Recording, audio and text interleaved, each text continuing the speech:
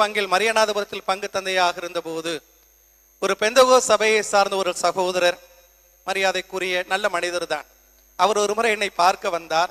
அவர் சொன்னார், வறிய மக்களுக்கு, ஒடுக்கப்பட்ட மக்களுக்கு நிறைய பணிகள் செய்வதாக கேள்விப்படுகிறேன், உங்களோடு இணைந்து கொள்ள ஆசைப்படுகிறேன், உங்களோடு இணைந்து நிறைய பணிகளை இன்னும் அதிகமாக செய்ய ஆசைப்படுகிறேன்.